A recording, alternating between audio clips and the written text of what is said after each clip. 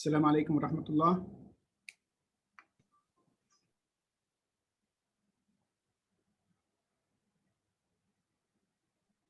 وعليكم السلام ورحمة الله. How are you? Are you okay? Alhamdulillah, Doctor. Surviving. How are you? Alhamdulillah, I'm fine, thank you. Are we waiting for any more students?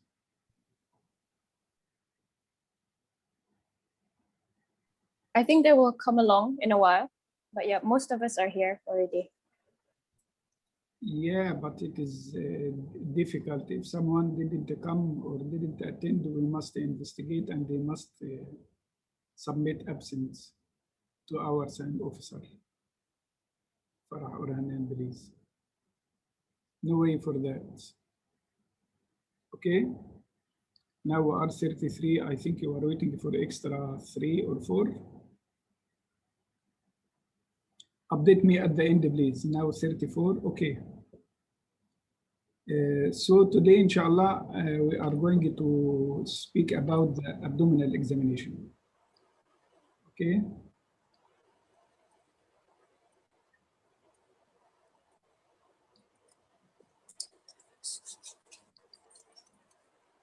Can you see my screen or not?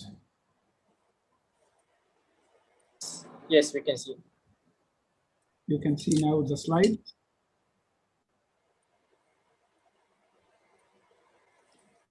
Are you able to see my slide now? Yeah, yes. Very good. We can see, yeah. Now it's full screen. Yes. Be ready according to your numbering in the attendance here. The first one, then the next to be answer for my questions. Okay. Any question or request you need to please to be ready. So this is just supplication to Allah subhanahu wa ta'ala, and He give us hifz wa fahm for everything beneficial for dunya and the akhirah. Let us start by al-Kitab.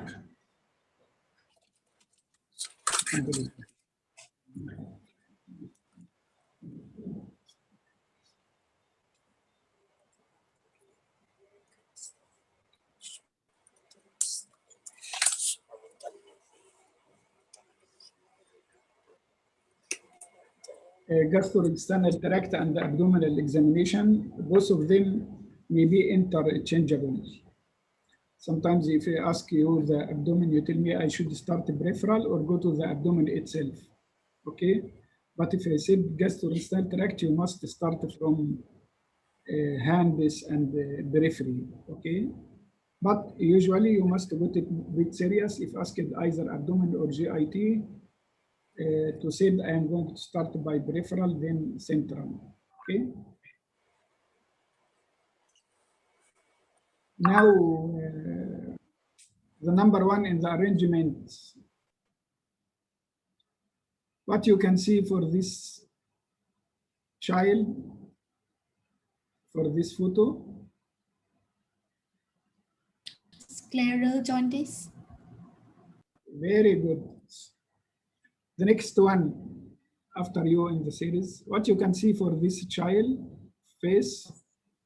Thalassemia faces. There is. Sorry. You can see the child has frontal bossing, and also. Okay. And what other than frontal? What about the maxilla? The nasal bridges, you can see. So what does it mean?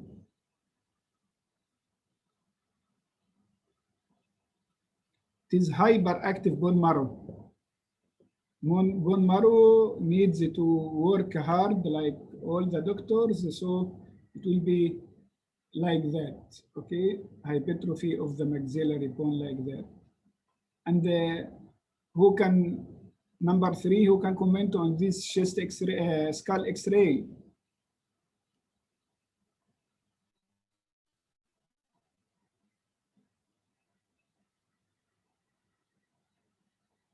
It is nice one. It is like, looks like hair on end above the skull, which also means that the bone marrow is overacting, and it is one sign of thalassemia and chronic hemolytic anemia.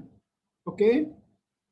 Who the next one? Who can tell me what we can comment for this abdomen shape?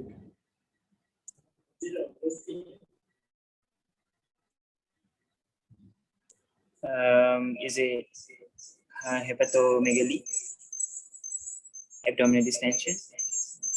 Why hepato? Yes. You didn't touch the patient. You said, is it hepato or not hepato? So there is abdominal distension. Evidence by what, Yasin? Thalassemia? No. You said there is abdominal distension. What is the evidence that the abdomen is distended? Oh, the is elevated. You must comment about the abdomen is distended, but the most important, what about the umbilicus? Is it inverted or everted? Which is very important, okay? And if this picture are near to you, you must comment about the blood vessels. Is it dilated or not? And even the flow of the blood through the blood vessel, is it going to the umbilicus or going up? It is completely different in the pathology. Sometimes you will find a changed color of the abdomen like that. So it is very important. If you see one sign, look for other, please, okay? And try to comment. Maybe this child has ascites, he may got splenomegaly, whatever he can go to, okay? Anyone can comment on this slide, the next one? Are those sickle-shaped red blood cells? Yes. So sickle. What does it mean, Asna? The patient will have sickle cell anemia. Yeah, this is a type of anemia which is known as sickle cell anemia. It is rare here, but it is very common in the Gulf area. Okay, so this cell, when exposed to hypoxia, it will do like that, like a sickle, and then it will clump together and goes beside the chronic hemolysis, like obstruction of the blood vessels and occlusion and vaso-occlusive crisis, known as vaso-occlusive crisis. Okay, I would like to ask the next student, when we are going to exam for hepatomegaly or splenomegaly, what is the starting point for examination of the liver or spleen?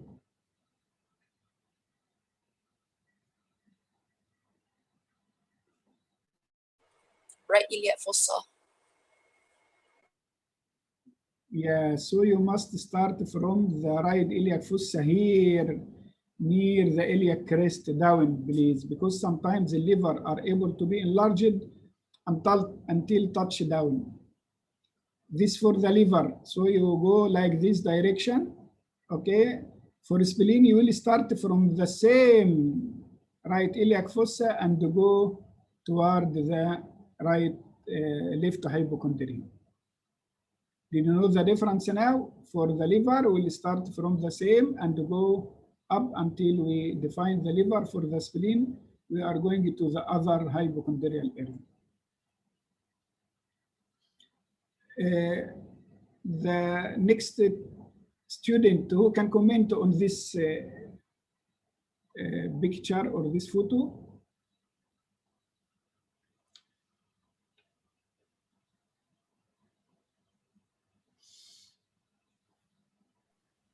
Abdominal scars. Yes. Good. Husna now, not Hasna. We have, mashallah, varieties of Arabic names. If you see abdominal scar and you omit it, you may fail. because it is not normal for anyone to got scar.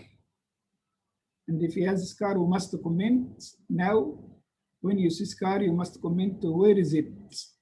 You will tell me, is it a medium or is it in the right hypochondrium or the left one around the umbilicus here? Is it in the appendicular area like that, okay? The second one, you must say, is it recent or old one? It may be just recent or old. Number three, is it complicated or not? Many complications can occur like excisional hernia, like infection, like that. And the last one, why the patient did this? So here, if I come to the liver, I may think the liver need, the patient need intervention like liver transplantation, like that. If I come to the one, it is exploration. If I came here, I will think about appendix. If it came other area, I may think about colostomy. So scar on its own is very important. And if you see it in the exam and they didn't comment, it is very dangerous. And even if you feel it is very frank. I remember one of the internal medicine colleague, he failed the MRCP because the patient has already like amputated limb and he didn't comment. And only the examiner tell him, is it normal to have amputated limb? No, so why you didn't comment? Yeah, it is in front of all of us. No, it is not like that. You must say for everything available, please. So the next one, this doctor examining which organ?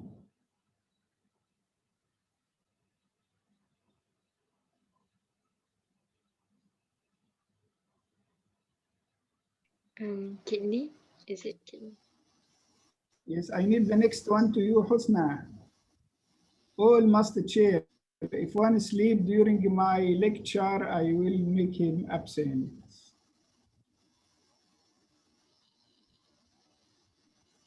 And it's the kidney, the liver, I mean.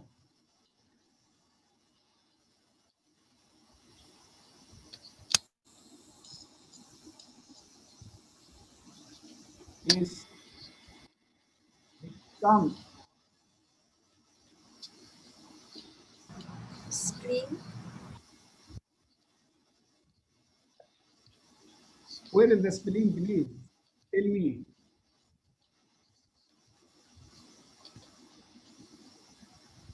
The doctor usually must be on the right side of the patient. Yes? So what is the organ on the right?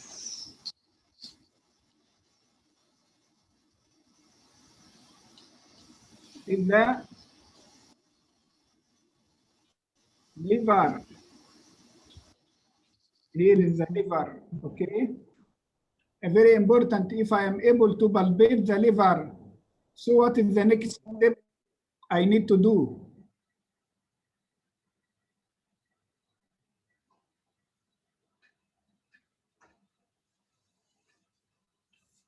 Can you hear me? Yes, doctor. Yalla, Measure yes. the liver span. Liver span, very good.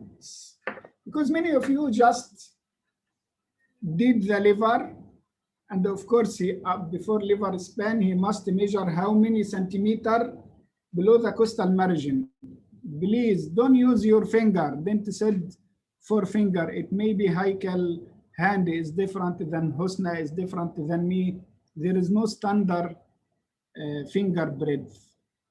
Okay, you must measure by a meter, and they said it is like 6 centimeters, 7 centimeters, which is very important. Number two, you must go and measure the river span. I mean, you mean percuss from here, dull, until the also became resonant here, and you are measuring. This will give you liver span, which will guide you for how much is the liver enlarged. Okay, so don't forget, please, you will start from right iliac fossa until you are able to touch the liver. You need to speak about its characteristic, but you must measure until the costal margin and measure the liver span. Who can comment for this Haikal? This, what is the doctor searching for now?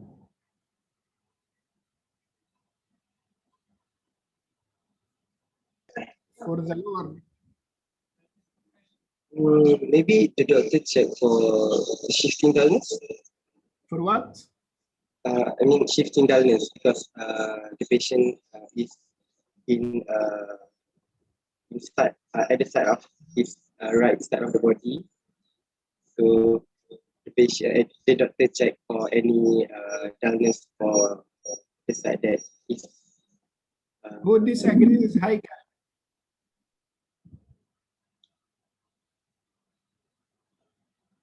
The next one, the next student, please.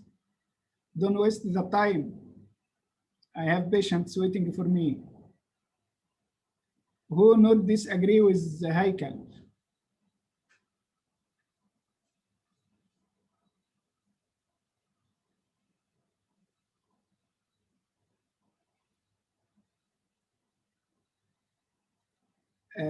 No one? Everyone agree with me. Huh? Are you agree or disagree? I think that is maybe the right answer. No, let us set the patient now to the right side of the patient. The doctor is to the right side of the patient and it must be a routine for you, okay? Now the patient is on his right side also. So this is the left side. So what is the doctor trying to touch? He is trying to touch the spleen. And this is another way. If you try to let the spleen meet your hand, because the spleen have notch and this is the direction for the spleen, okay? So this position are sometimes are important for you to help on picking the spleen. If I palpate the spleen or I feel it is enlarged, what is the next step I need to do?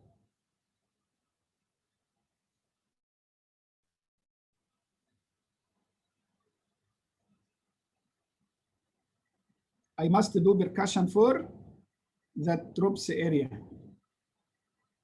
Okay, so it is very important here. I'm coming from the right iliac fossa, try to meet the spleen who is coming like that.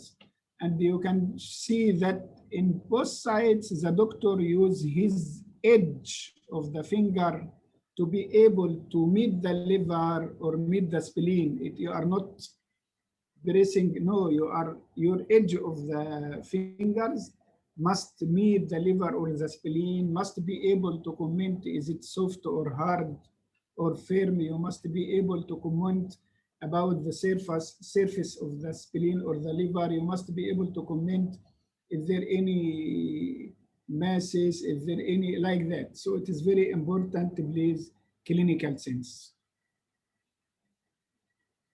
So again, let us confirm. Yesterday we spoke about the pediatric clinical scales. Did you remember it? Yes, doctor. Yeah. Don't forget the patient feels. Don't ignore it, please. Okay? The interview and the history taking must be a warm atmosphere without any interruption, with good eye contact, with listening to the patient carefully, and you must observe. If you are going to tell some bad news, you must sympathize with the patient and support him, okay? And as I told you before, the number one is making introduction for yourself, okay? I am a medical student. I am going to examine your child. Can I know your name, Mr. like that? And then your questions mustn't be mono rhythm. You must be able to, some questions need direct, but you must start by open one. Okay? And there is, as I told you before, screening questions which will help you to rule out some important diagnosis. If this child has abdominal pain, you need to ask him, is it intussusception or not? So I am remembering that intussusception can cause bloody diarrhea or current jelly. So I will ask him, what about the color of the stool? Okay. No excuse for history. We spoke about, please, you must go it step by step. Okay. The most important, don't give false reassurance to the patient. Okay. You may tell, hoping inshallah everything will be okay, but we need to do investigation to diagnose the case. This is completely different from, don't worry, it is simple thing. Okay. Try to remember the name and the gender of the patient.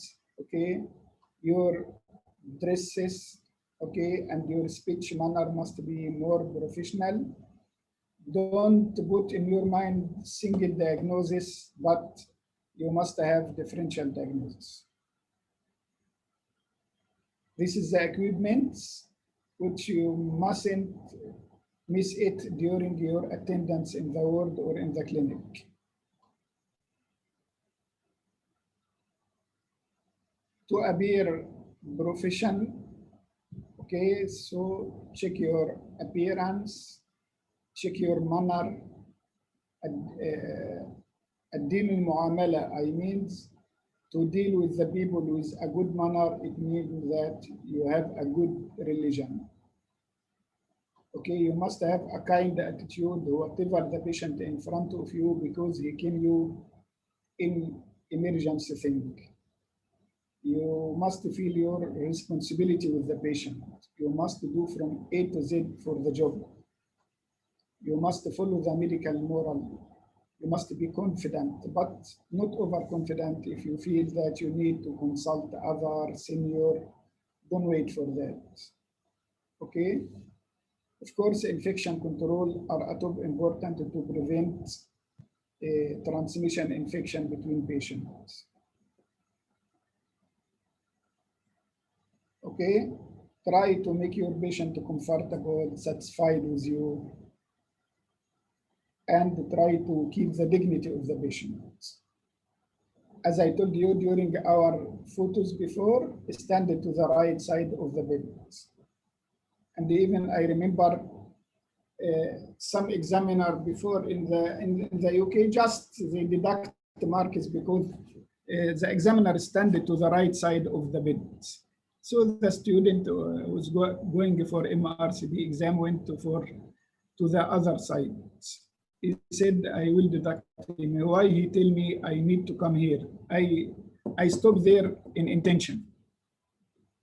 So do the best, even tell the examiner, sorry, I would like to examine the patient from the right side. Okay. Use your right hand. Okay. Proper exposure are very important, but please keep the dignity of the patient. Remember that patient has his own dignity, and you must be very cautious, especially for the adolescent. Try to have some rapport and speaking with the patient during examination. The first rapport, you must ask him when touching any part of the body, any socket, okay, any pain or not.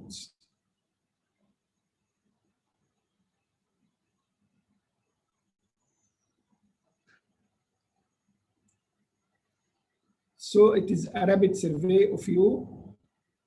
When you just enter to the area of the patient, you must be able to comment he looks well or not, or sick, he is dysmorphic or not. What about his nutrition? What about his Glasgow coma scale? He is alert or in coma? He is comfortable or not? Is there any respiratory distress or other? He has any acute condition or can be chronic like cerebral palsy? What about his eye? Is there any signs of dehydration by sunken eyes? Okay. All these one are very important. Even to just take care if this patient looks clean or not. It may be the first sign of a child neglect, that the child doesn't look so well, he is not so clean, okay, his hair is not combed.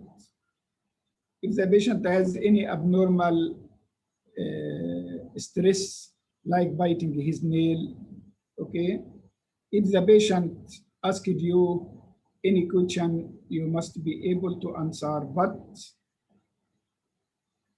take care, some points you need to tell him, we need to revise that point to give you the correct answer. It is not shameful. Or you can tell him just, I will open Google for you just to give you the correct number. And even you must do for all your experience, okay? The posture of the patient are very important.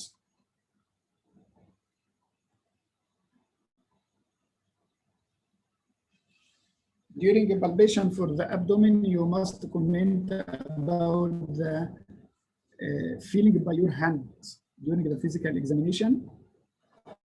So we are touching and try to feel the patient body part with your hand, okay? So please, if your hand is cold, try to warm it before. If you feel anything, you must comment about the size, the consistency, the texture, the location, the tenderness. This is a very important for palpation of the abdomen. It is very important. Palpation may be facilitated by distressing the baby or give him toy like that, asking a question, because there is something known as rigidity, but it is just because the baby are afraid. So you may diagnose it wrongly that there is abdominal rigidity, okay?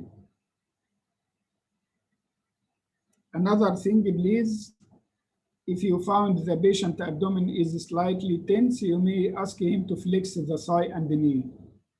Especially for the liver, you can feel it more easy if you did that. If you feel that there is some muscle relaxation is less. So again, the first step is the observation and the general survey about the mental status, about the posture, the body movement, the gait, everything, okay? And make sure that the patient, the room has comfortable temperature because you are going to remove his clothes. And make sure there is a good lighting. Something like jaundice, you cannot see it unless the light are good.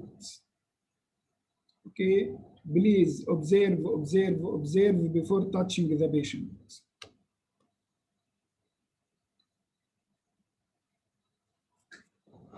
So to remembering you that a well-conducted examination of the abdomen can reveal a great deal of information, please. But if it is done poorly, okay, it can reveal nothing and you can lose the confidence for that. Everyone develop his personal technique with time and adjust it according to the circumstance. So what is our flow? It must be known. I will try to summarize it at the end. And I may ask you as a batch to do the flow for examination of the abdomen, chest, heart, the nervous system, and even joints. Okay, just to know from 1 to 10, if I'm going to examine the abdomen, I will start by introduce myself and getting permission and cleaning my hand, okay?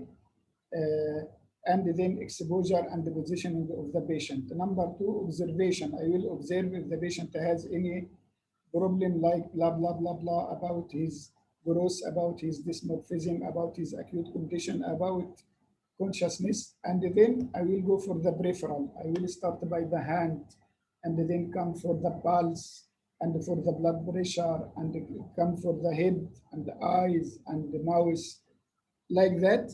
And then I will come back to the abdomen by inspection again to check if there is any scar or like that.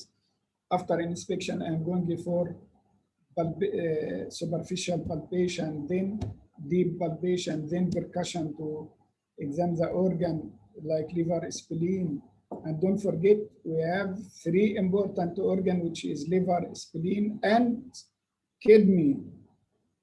Many of you, khalas, they are satisfied to search for liver and spleen. It is not enough, please. Okay? So it is very important to have your flow. I need your flow, please. You can collect, who is the representative for this batch? It's me, doctor. Yasin, good. So Yasin, you can divide for them. Okay, some 1 or 2 can do respiratory, another 2 for heart, 2 for abdomen, 2 for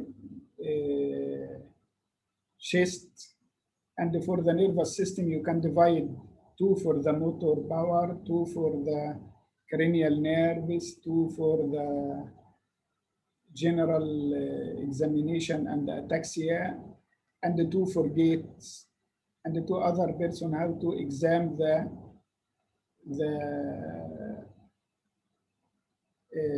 joints, and the 2 also can do examination of the skin.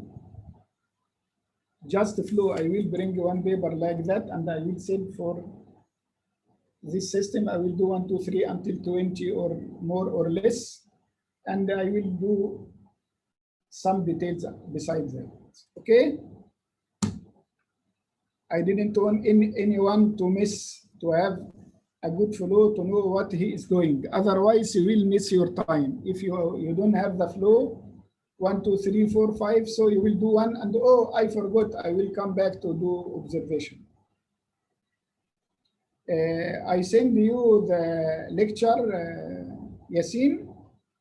There is 1 adult and 1 pediatric video to be seen how to examine the abdomen. Okay? Just press on it.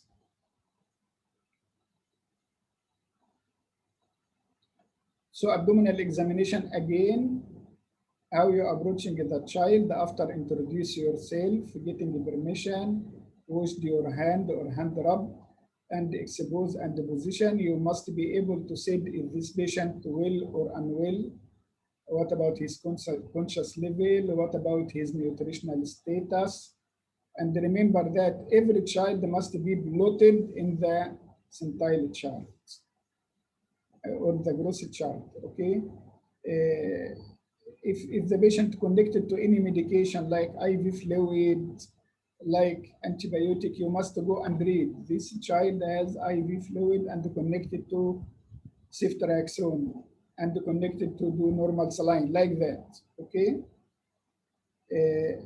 You must see the patient from distance, is dysmorphic or not, and take it as a serious advice. If you jump to the patient, you will not able to get a lot of details. Please, just come back with 1 step and try to get important guidance about the patient, about his atmosphere, about even his mother and father, what the situation looks like, okay? And then you are going to comment about the skin, okay? Skin color can guide you to a lot of problems, sallow with renal failure, yellow or green with jaundice. If it is brown, you must consider iron toxicity or iron overload. Increased body hair or facial hair can be due to some medication which can guide you. Skin rash like eczema, okay, telangiectasia. You already presented to us dermatology cases, okay. Perioral freckling, it can come with many syndrome like Bids-Jagger syndrome. What about any skin pigmentation like cafe or spot? It will come with neurofibromatosis. So if you saw it, you must comment how many.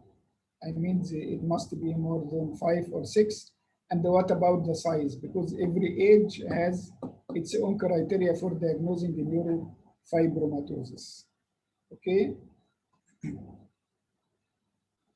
Nutritional support are very important. Is there any nasogastric tube or orogastric tube? Is there any TBN connected to the patient?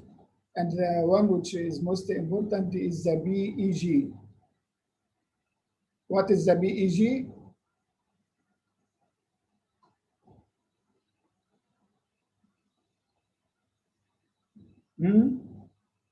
Percutaneous endoscopic gastrostomy.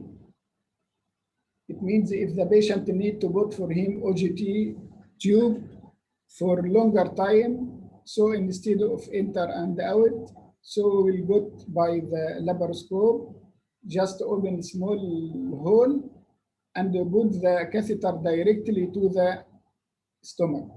So it's known as percutaneous endoscopic gastrostomy, okay? And it works with the patient with cerebral palsy, with chronic problem like short bowel syndrome, okay? Of course, if the patient has urinary catheter in case of spina bifida also, or older children nappies, if you found child after 3 years still wearing a nappy, you must ask yourself what happens. Is has continence or not? So after general observation, observe, you are going to check peripheral, which is the hand, palm, and arm. For everyone, you must know what you are looking for. For the hand, you are looking for clubbing and ask for the cause for that. It may be cyanosis also. What about cholinikia, which is a sign of iron deficiency? What about leukonychia, which is due to cirrhosis? What about the palm? Is there any erythema of chronic liver disease? Any pallor or palmar crease? Any hepatic flap, which occur with liver failure? What about the arm? So you must be able, while you are examining every part, to have this background, please. You must revise it, and the lecture is in your hand. Then you will come to the skull. If small baby, if elder one, you go for the eye to check about jaundice, anemia, another abnormality like Kaiser ring. It is just around the cornea. You will find the brown pigmentation due to excessive cover. Okay. Then is there any plethora, which means the patient has plethoric appearance due to CLD? What about cyanosis? Very important. It can be hepatopulmonary syndrome. Then you are going for the mouth to see if there any pigmentation or any ulceration. Like that, with this time we have a lot of viral disease like herpes angina, like herpes simplex, like foot-mouth disease and foot-mouth disease. All these are important. Also gum hypertrophy, which can come with infection, but can also occur with some types of leukemia and chemotherapies, like phenytoin, like cyclosporine. What about the tongue? If it is large, which we said macroglossia, it may be thyroid problem or Beckwith-Weidman syndrome or mucopolysaccharidosis, okay? But if there is glossitis, we must suspect it can be iron or folate and B12 and the vitamin B12 deficiency. Then you will come to the neck to see any spider nevi, and don't forget if the patient is a male who got gynecomastia.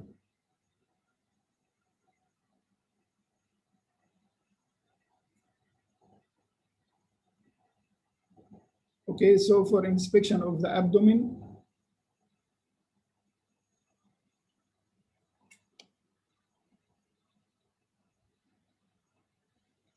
we must comment about the shape, the distension.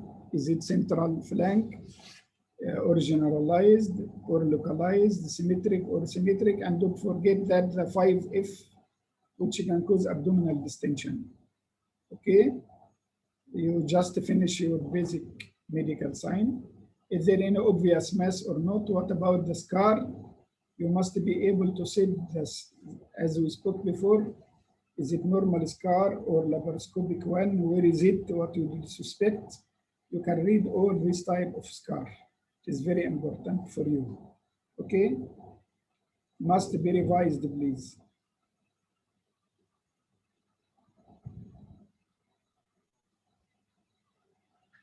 Also, you must comment if there any stria. Stria usually can occur in female, known as stria alba due to pregnancy. But if it is red, known as stria rubra, it can be with some tumor or there is given corticosteroid. Caput medusa are very important to see the blood flow away from the umbilicus, differentiate from the superior vena cava obstruction. Superior vena cava, if obstructed, the blood will go down. Okay, inferior vena cava obstruction, the flow will go up. If there any stomas, you must be able to define what type. Okay, and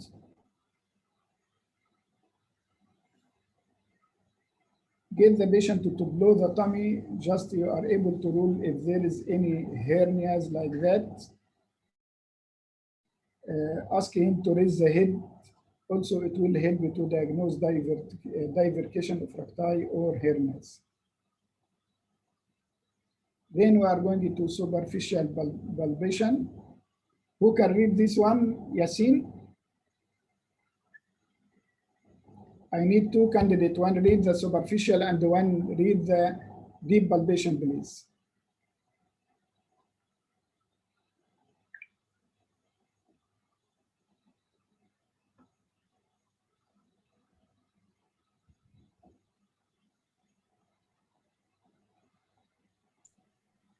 Aisyah Syafiqah and Amira Balkis. Okay.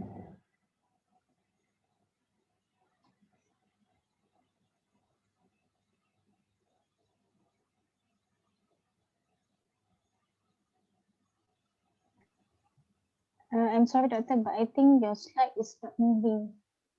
Sorry? We are still at the abdomen inspection slide. The first one, the shape, distension. How come I changed it already to the superficial palpation now?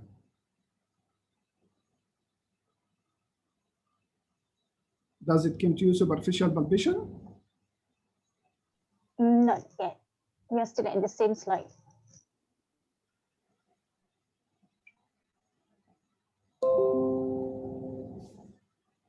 Is it clear now? Yes, we can see it. Yeah. Okay.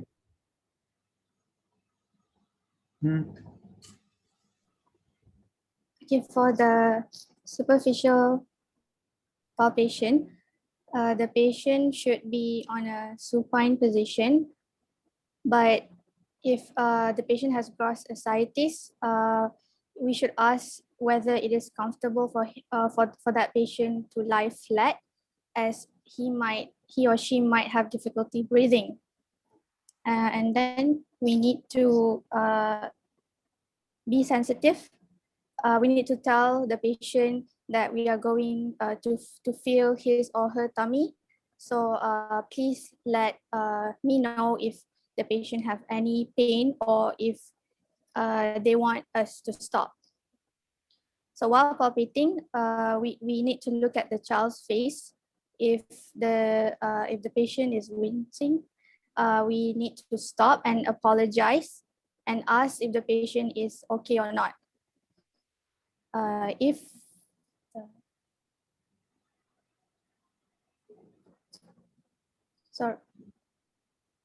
Sorry, doctor, are you changing the slides? Okay. Okay, so if we are tall or the bed is low, we might want to kneel down when doing the palpation. And the palpation needs to be done systematically. We can start from the left iliac fossa. Yes, you can see this picture. It means it is better to have system like that and started from the left iliac fossa, go this, so I can palpate or superficial, so you are not missing anything. The most important point, Amira, try to be at the position of the patient. Don't be shy to just kneeling, so you'll be at the level of the patient. It will give you easy to palpate the abdomen and to pick any organ. If you are bending, usually you can miss it. Okay? All right. So we'll comment for the deep palpation. We will read. Okay, for deep palpation and liver, deep palpation, we need to palpate deeper for deeper masses. And then again, we need to warn the child that you are going to feel deeper, and ask him to tell us if he feels any pain. Next, for liver palpation and percussion, we palpate upwards from right iliac fossa towards right subcostal margin until we feel the liver edge. And then we ask the patient to take a deep breath and then try to feel the liver edge as it descends. And if we feel a mess, we need to describe the surface, whether it is smooth or nodular, and then the consistency, whether it is hard or soft, and also the edge, whether it is regular or irregular. And then for percussion, we need to percuss from right lower quadrant of the abdomen upwards until the sound changes from resonant to dull. And this denotes the liver's lower border. And then we percuss from right upper chest downwards, starting in the mid-clavicular line at about third intercostal space. And then we percuss inferiorly until dullness denotes the liver upper border. And then we need to measure the liver span in centimeters.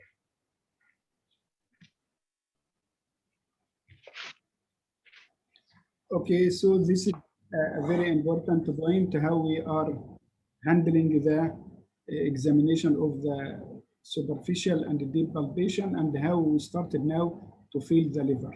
Okay, is it clear now? This is our starting point and we must go up until we touch the liver, and then we are going to do percussion so we can get the liver span. Okay, it is very important. And don't forget to comment about how firm is it, what about the age, all these are very important. Who can read the spleen? Because most of us are feel difficulty in palpating the spleen.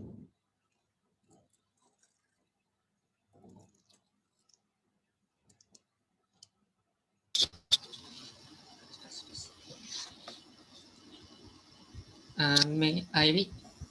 Yes. Okay, for spleen palpation, we palpate from right iliac fossa towards left subcostal margin.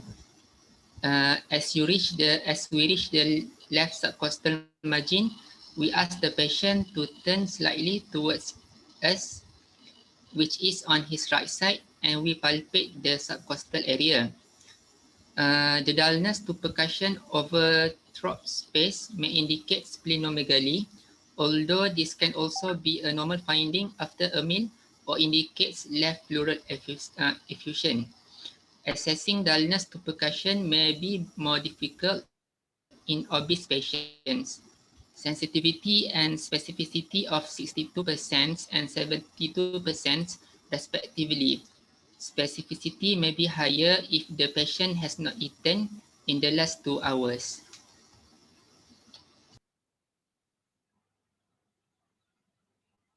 Okay. So now it is very important for us to know many times the spleen are soft, but we must be able to pick the lower border, and we must do percussion for the throats area. And don't forget that the spleen has notch. Okay, so it is very important when you touch the spleen to make the notch and try to wait just for the spleen, which is pushed by respiration and the lung, to touch my finger. Okay, it's very important. So this position, which we saw before in the previous picture, it will help us to pick the spleen.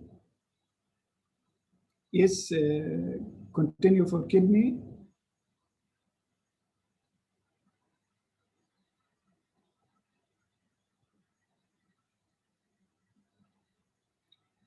How can we do ballotment for the kidney?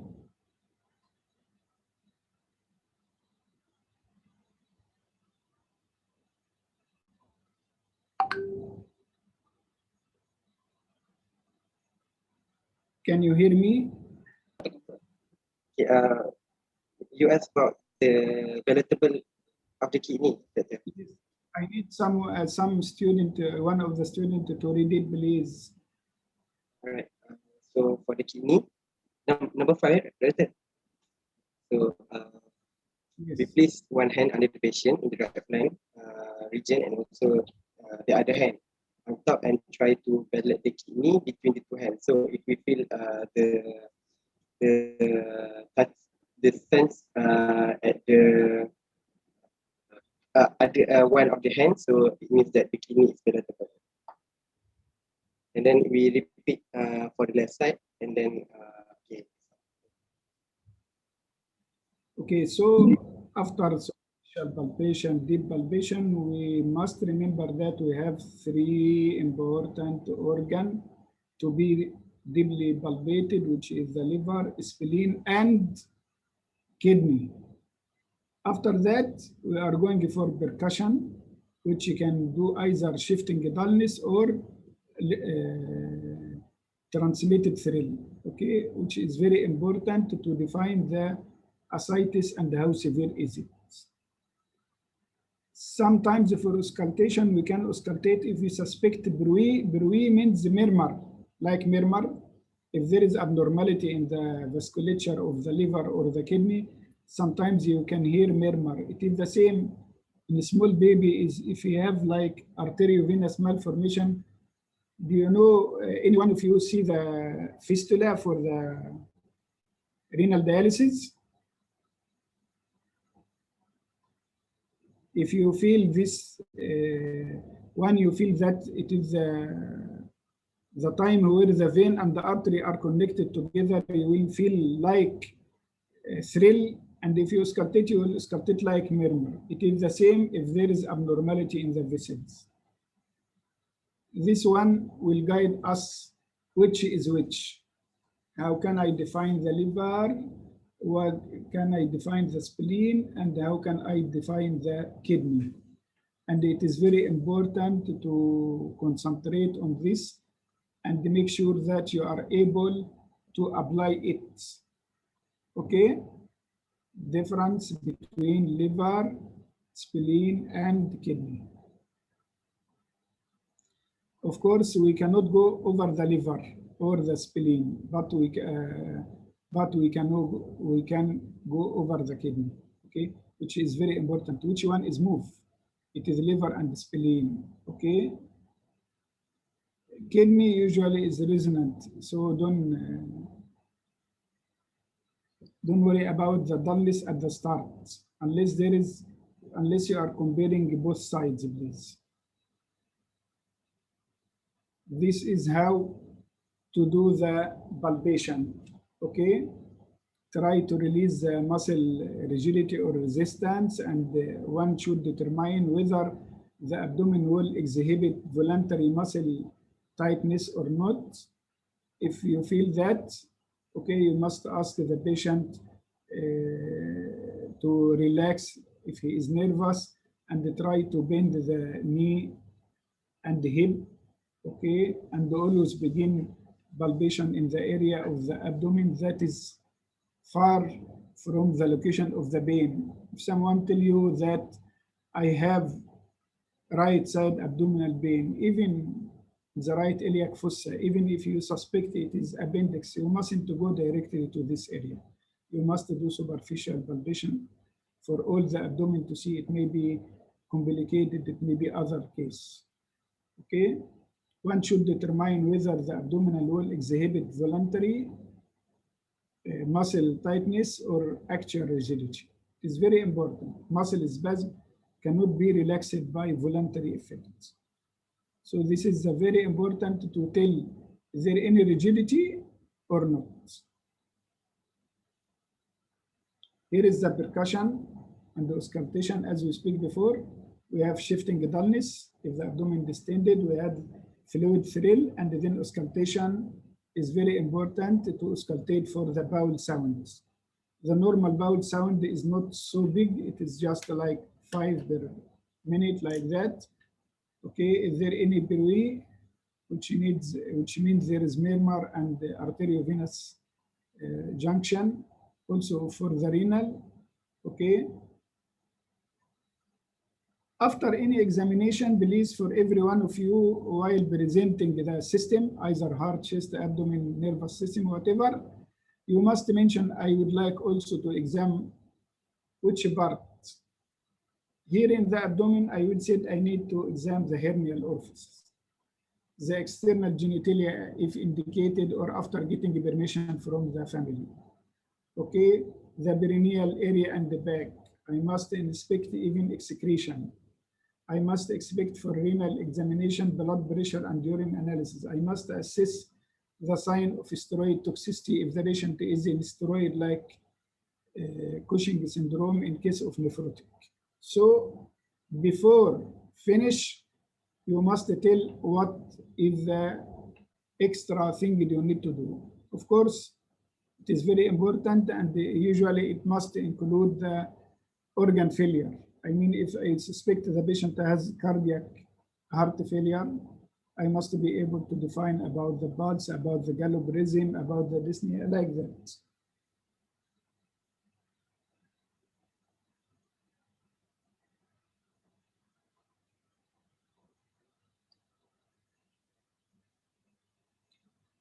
This table, I will leave it to you. It is very, very important, please. This one will concentrate only in one organ. If it is liver enlargement, I must be able to say, is it structural or it is storage or metabolic disease, which can be related to either carbohydrate or other, okay, or protein or lipids, and then it can be hematological like thalassemia or other. It can be heart or vascular problem, and it can be infection, like some viral infection, okay? So it is very important, if I saw the liver alone, to think about this one. What about the causes of splenomegaly? It may be a bit different from the other, like hematological. Always remember that the spleen, some consider it is a big lymph node. So it can be enlarged in hematological like lymphoma or leukemia, okay? Can occur with chronic hemolytic anemia like hereditary spherocytosis and sickle cell. If there is case of thalassemia also due to extramedullary hemobiosis, it can be infection or parasite or inflammation or some systemic disease like sarcoidosis and other, or sometimes it is idiopathic like idiopathic thrombocytopenic purpura. Remember that the hypertension, okay, can occur, I mean here by the portal hypertension, okay? One of the major signs is the splenomegaly. Okay, so don't forget, if you found the spleen, to rule out portal hypertension. This one will tell you if both of them are there, like hepatosplenomegaly, okay, you may find a problem with the liver, also hematological system, it can be infection, it can be malignancy, it can be metabolic or storage disease. Also about the ascites, what can be caused? It can be liver cirrhosis, it can be cardiac failure, it may be hypoalbuminemia like nephrotic syndrome, it can be infection like TB, it can be malignancy or hepatic vein thrombosis. So you must be able to realize there is difference. I know looks like all, but you must be able to concise the differential diagnosis by that manner. This is an example, okay, how we are thinking about examination of the abdomen. You will find here, this is a very nice book, make many illustration, okay. You will find here, this is the general inspection, okay.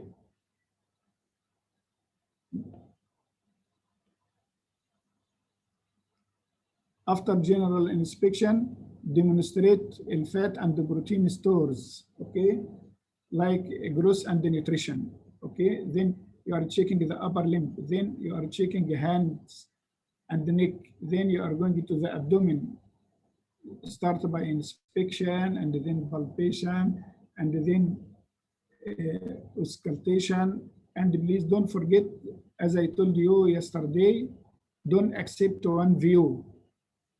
So you must put posterior view, what it can help you to define a lot of things written in front of you, and then comment on the lower limb, especially if the patient has edema. And even after that, you must ask yourself about any other, like, is there any problem with the urine or the stool, okay? It is very important.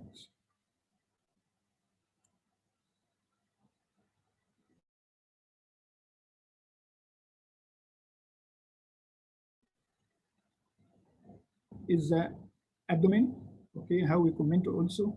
This is the same system. You can read it, start by peripheral and then go for central and ask yourself others.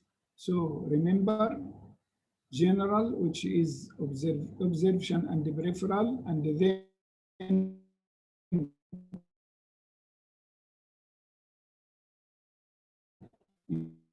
go to the system itself, and at the end you are going to, which is very nice also.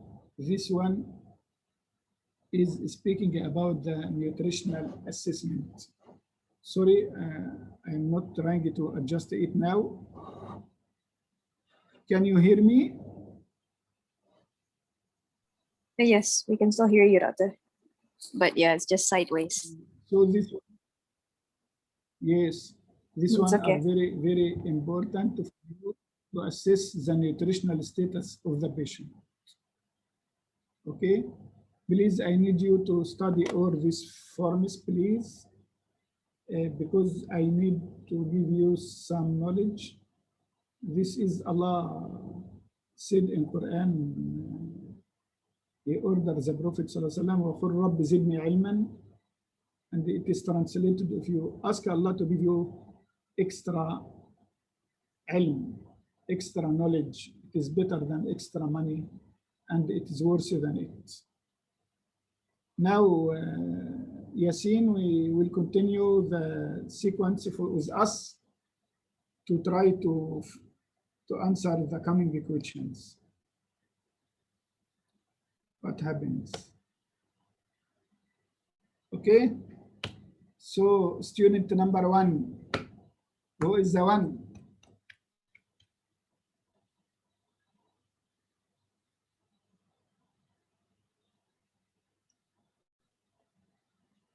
Nur Hasna or whom? Yes, Doctor. Sure.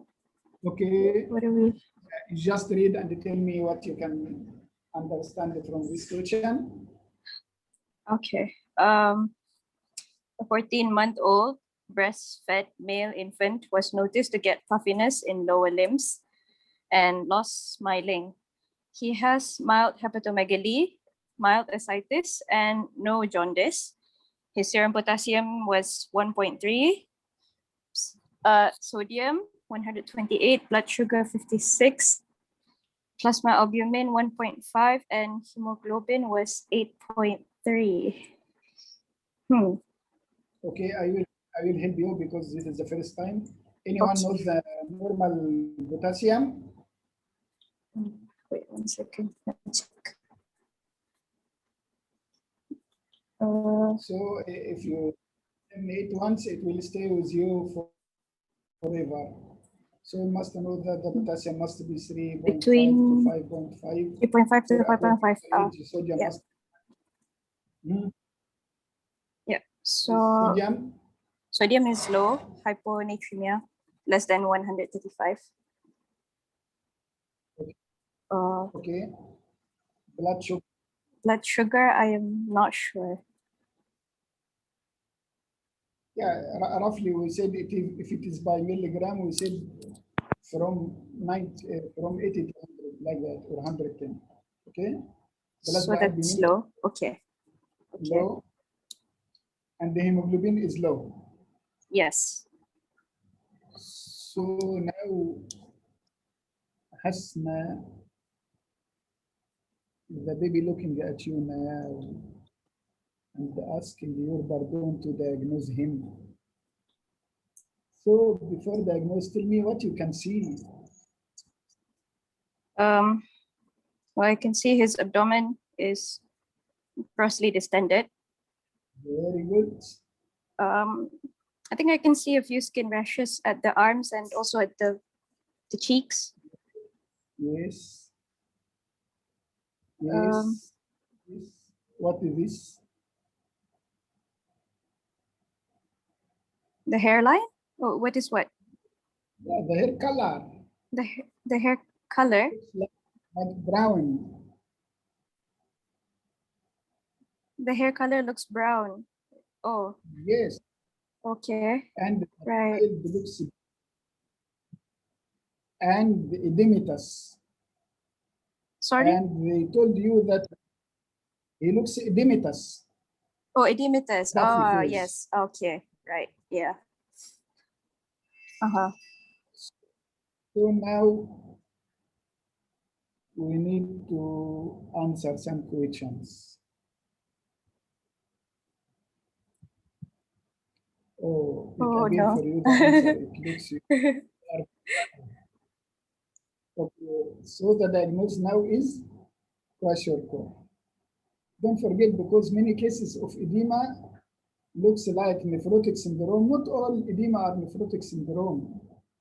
Okay, nephrotic syndrome, nephritis, heart, liver, malnutrition, all these can cause generalized edema. Okay, what is the important differential diagnosis is that one nephrotic syndrome. Other lab result, okay, urine albumin and the serum cholesterol if you suspect it is renal. 3 complication, very important. Remember that the electrolyte disturbance is a medical emergency. Like if the potassium decreased, or if it is more than 7, it is considered a medical emergency. Okay. So now we understand how can we collect the history, and at the end we try to make a summary. From this summary, with a minimal, with a less investigation, we can come to the diagnosis like BCN. Okay, it is not paracetamol, it is protein caloric malnutrition. Oh, Who is okay, the okay. next student? Who is the student next one after Hasna? Yasin, you must assign rapidly. We have 10 questions. Anis Afifah. Okay. Yes. Okay. I read the statement first. Okay. A 9-year-old boy has fever, excessive somnolence, and severe anorexia with vomiting and abdominal pain. He has yellow-colored urine, skin and sclera. Liver was felt 5 centimeters below costal margin, soft and tender, with no splenomegaly. Okay. The serum ALT is 345, which is high. Serum AST is also high. The serum bilirubin is also high. The direct bilirubin is high. and the prothrombin time was 16 seconds, which is prolonged, right?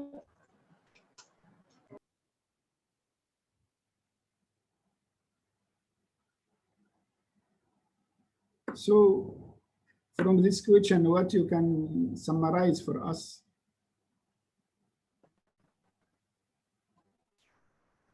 Hello.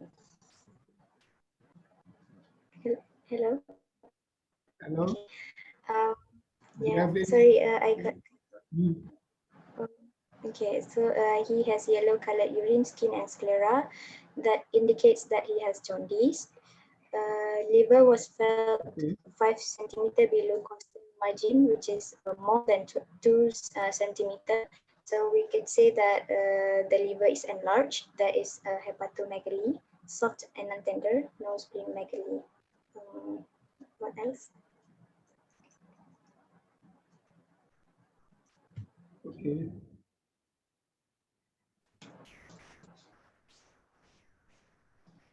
First question. First question, what is the diagnosis? It could be hepatitis, right? Okay. Okay, and then the normal value of the value stated before from the previous slide, the serum ALT is 345. It is high. The normal value is usually, it should be below 30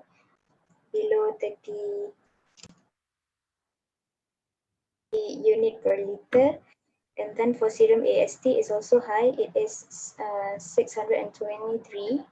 The normal value should be below 35 unit per liter. The bilirubin is also high, 4.9. The normal should be less than 1. And the direct bilirubin also high, 3.7 milligram over deciliter. The normal value should be less than 0.2. And the prothrombin time is prolonged with 16 seconds. The normal prothrombin time should be within 12 seconds. Okay, and then the investigations that are required to know the causative agents. If we are thinking of infection, like viral infection, I think we could send the serum IgM and IgG against IgG and IgM for what? Pardon, doctor? For hepatitis A. Yeah, for hepatitis A, and also the PCR. Okay. Okay, the most serious complication, of course, the fulminant hepatic failure. And next is how to protect his household and close contact, because we know the hepatitis is infectious. So we can give immunoprophylaxis by giving the serum Ig, serum immunoglobulin.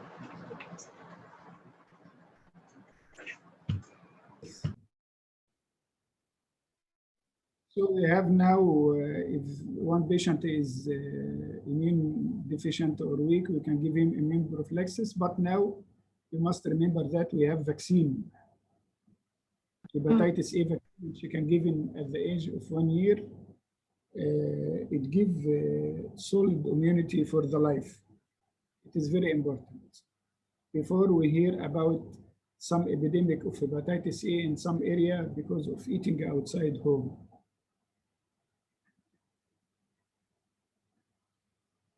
Next one is Asha Isham.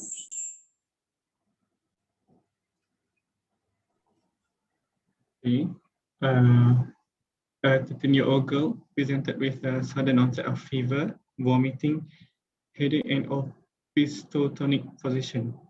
And the CSF reveals white blood cell of 380 with more than 90% PMN cells. And then glucose is 35 and protein is 102. And then the random blood sugar was 97 milligram per deciliter. So number one, what is Glucotomus?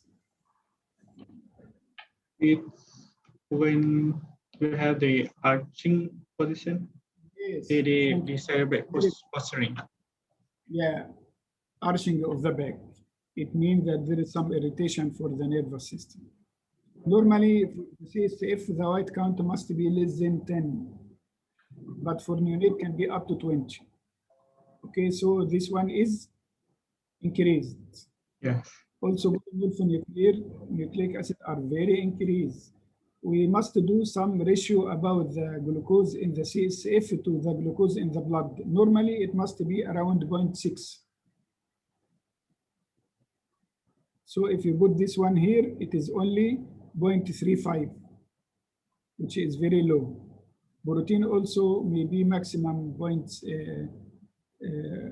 60 or 80, so it is high also. All this will indicate that there's a bacterial infection, probably a bacterial meningitis. Very good. What can be the cause? Neisseria meningitis and strep pneumonia. It is very important to take care if there any rash or any berberic rash, because it occurs with meningitis and easily to be detected. Remember that, alhamdulillah, from this starting this year, already streptococcal pneumonia is included already, pneumococcal vaccine in the current regular vaccination in Malaysia. Before it was facultative and it was a bit expensive. Now, alhamdulillah, it is available. Okay, the common complication? Maybe sepsis or excess formation and some sensory neural deafness. Yeah, this is a very important sensory deafness. So you need to check always the eye and the ear for everyone. Can be disseminated and like that. What is the empirical therapy? Third generation cephalosporin and also ampicillin. So are we using the ceftriaxone, but in a small baby less than 3 months, you are preferring to use cefotaxime. All are third generation cephalosporin plus ampicillin, because ampicillin will cover for the GPS. Who's the next one? Atira. Okay. Okay. Previously, 4-month-old infant has had a runny nose for 2 days. 4 hours ago, he has cough, RD, irritability, and inability to suckle. Upon examination, he has hyperexpansion of the chest, audible wheezing without waves. CBC shows that white blood cells 6.8, which is normal, and then 63% lymphocytes.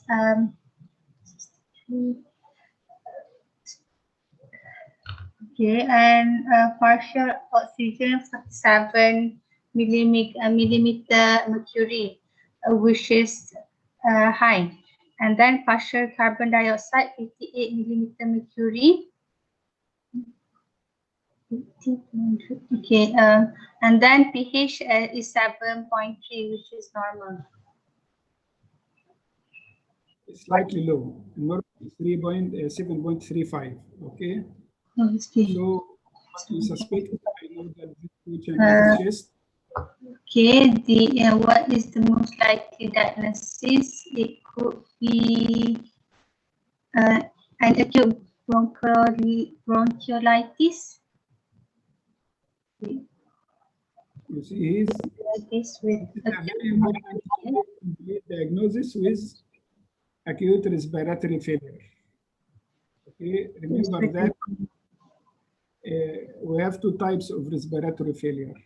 Okay, the number one is the decrease the oxygen. Number two is the increase of CO2. So this is type 1. If present both, it is type 2 respiratory failure. Okay. So it is very important. Mention the most likely organism. Most likely organism that causes the disease is RSV virus, which is the respiratory syncytial virus, and also the parainfluenza virus. Okay. Remember that there is a special vaccine, passive vaccine for RSV, given to the preterm babies and some cases of immune deficiency. It is very expensive, but also available. What is the suspected complication of bronchiolitis? The first complication will be infection, and then the heart failure, and also air leak. So remember, please, because sometimes the viral which can affect the heart and cause viral myocarditis like that. So must put in your conscious level that if the patient has heart failure. Okay, go with the next one. Azri. Okay. Okay, a 3-year-old girl has a 5-day history of dark colored urine. Physical exam reveals hypertension and moderate edema.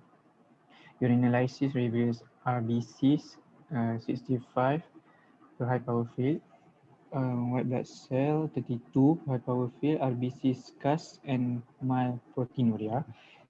ASOT is 800.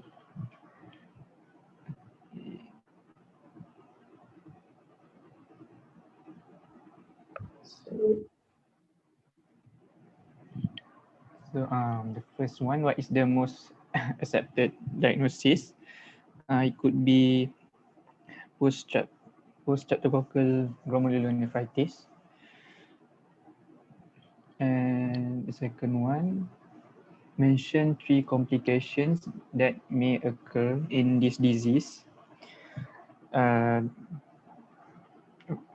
first one is renal failure, hypertensive encephalopathy, or maybe hypertensive heart failure.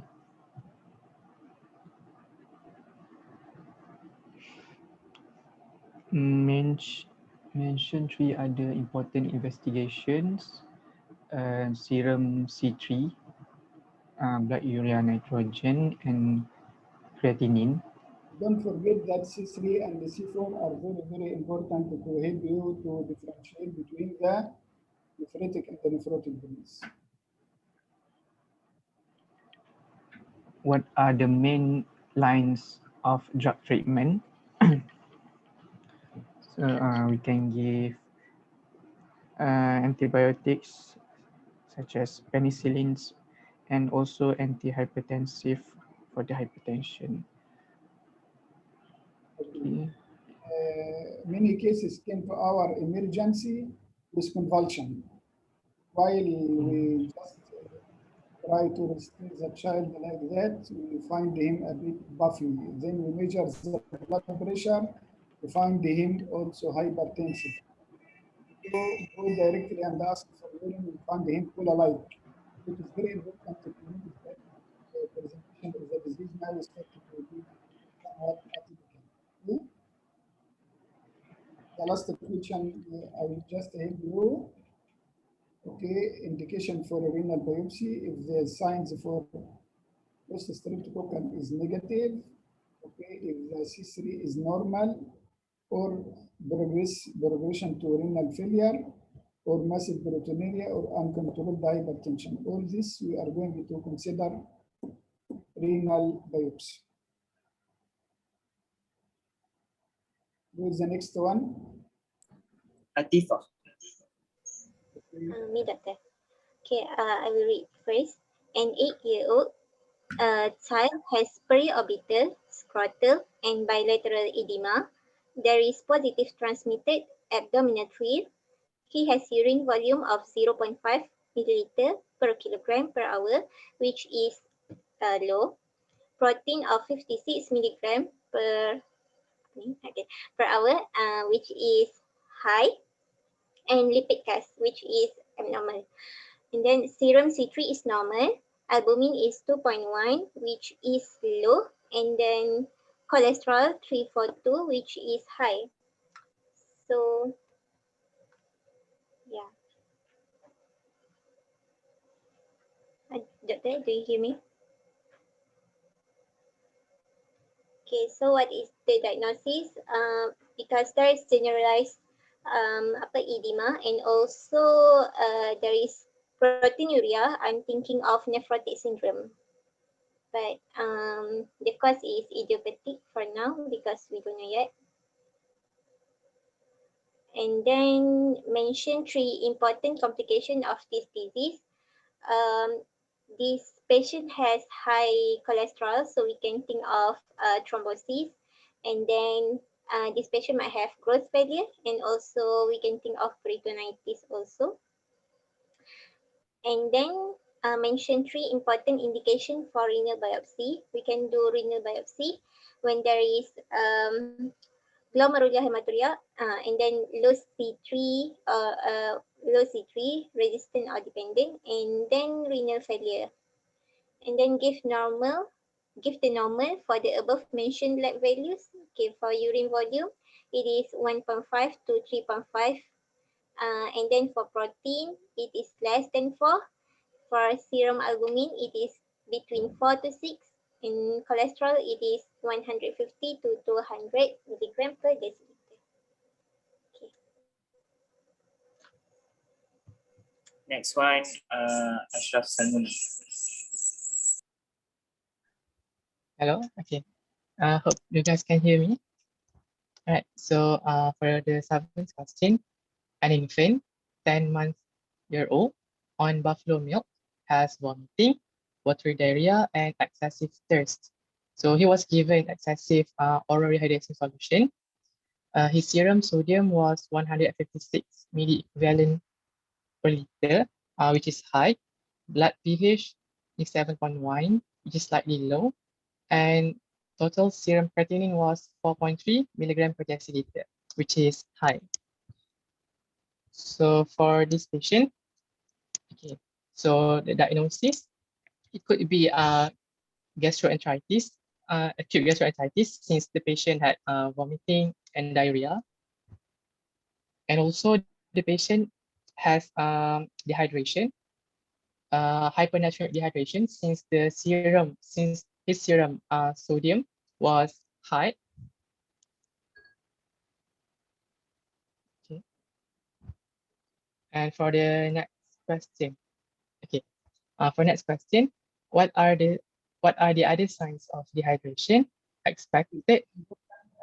Oh, okay. Very important. Yesterday, if you didn't pick the pre-renal failure, which is due to decrease fluid to the kidney, it can progress to chronic renal failure. So take care, please. Other signs of dehydration. Okay. The other signs of dehydration includes depressed the anterior fontanelle, the lack of tears, dry tongue, and fair skin, reduced skin elasticity, and also feeling irritability. Can you add 1 or 2 more? That this patient might also have a rapid pulse. Okay. And also might have slightly decreased respiration. Okay, good. And what about the weight? What did you suspect his weight? The weight? Yes. I think the weight is reduced, less than normal. Okay. So this is very important, the presentation of hypernatremic dehydration, as we speak before. Okay. Fair skin elasticity in spite of the patient are severely dehydrated. So this is the most important point we spoke before. We need to do urea electrolytes, which is very important. Urea electrolyte and creatinine will check for the kidney function and the electrolyte to define the type of the dehydration. Okay, next one. Maria. A 6-year-old child developed painful swollen both knees with non-itchy maculopapular and ecchymotic rash over the buttocks and lower limbs and darkly red urine. Platelet count was 322 times to the 10 to the power of 3 per centimeter cube. Urine RBCs were 43 per high power field, protein 33 milligram per meter square per hour, and RBC casts were seen. Anti-streptomycin titer was less than 200 units per liter. So first of all, we can see that the child have bilateral arthritis accompanied with maculopapular and ecchymotic rash over buttocks and lower limbs. So this is commonly a feature of HSP. Also, what is the diagnosis? Most likely is HSP or Schondlin purpura, and possibly the patient had also developed glomerulonephritis, as we can see from the darkly red urine. So what are the other serious complications? The patient can come with renal failure due to the glomerulonephritis, lower GI bleeding, and also cerebral vasculitis. What are indications of the corticosteroid therapy in such case? As per the above complications which ensues from the HSP itself. Is there a disturbance of the platelet functions? No, based on the result itself, the platelet function is normal, within the normal range. Give the normal for the above mentioned values. The normal platelet value for would be in 150 times 10 to the power of 3 to 450 times 10 to the power of 3 unit per liter. And then for the urine RBCs, less than 5 per high power field would be normal. Protein count should be lesser than 4 milligram per meter square per hour, and anti-streptomycin or titer antibody normal range would be below 400 unit per liter. So we can now understand the importance of getting the history and trying to collect the point together, please. Okay, HSM is a very common and very important. This one. The next. Okay. Okay. A 4-year-old girl suffers abdominal pain with dysuria, nocturia, and urinary urgency. This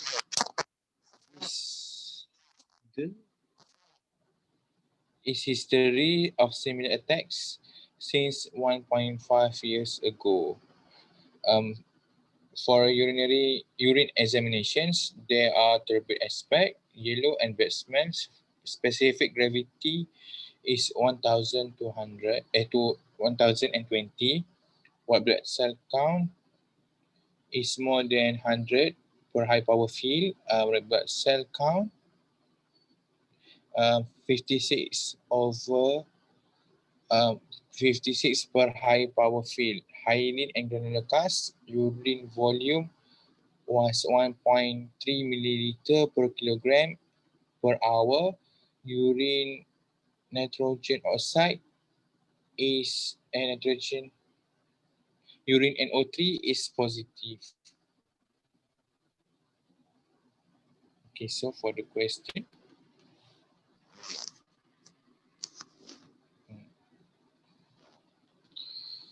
Wait a minute, my screen is black. Okay, so what is the diagnosis? I think the patient has urinary tract infection. However, this might be recurrent since the patient has the similar attack since 1.5 years ago. And from the diagram, we can see that the patient also has bronchiolitis. Okay, so for three important complications, the patient might have renal scarring. The patient can also have sepsis and growth failure. And then important imaging investigation, we may do ascending cystourethropy, ACUG. And what is the important cause for the recurrence? Presence of vesico-urethral reflux. So remember here, please, hysterogram and DIMSA. DIMSA scan dimercaptosuccinic acid are very important to define if there any renal fibrosis or not. Okay, so CUG and DIMSA, please. Okay, so this is a very important question about the vesico-ureteric reflux, which if not treated, it can end by renal failure, please. The last one is stridor. It is not related to us now. Okay. It's just acute Glucotomus and speak about the influenza vaccine. Hoping inshallah you are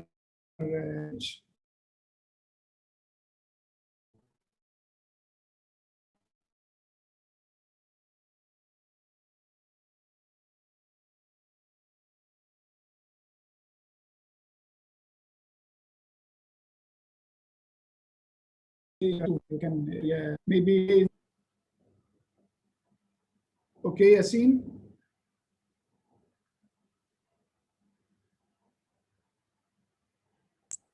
Yes, doctor. Within this 10 days you are staying at home, please try to finish the flow and send it to me for correction. Okay. Okay.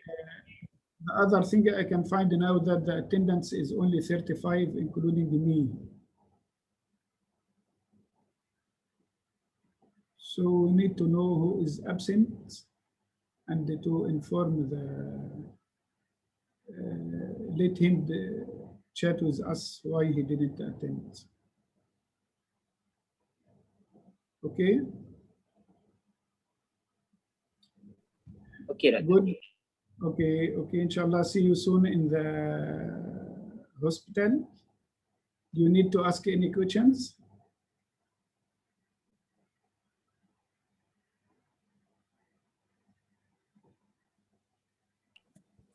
I think we're good. Okay. سبحانك اللهم وبحمدك نشهد ان لا اله الا انت نستغفرك ونتوب اليك. بسم الله الرحمن الرحيم. والعصر ان الانسان لفي خسر الا الذين امنوا وعملوا الصالحات وتواصوا بالحق وتواصوا بالصبر.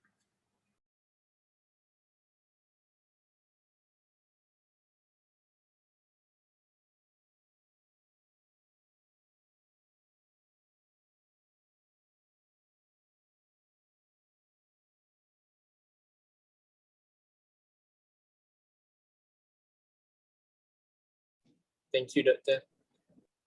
Thank you, doctor. Thank you, doctor.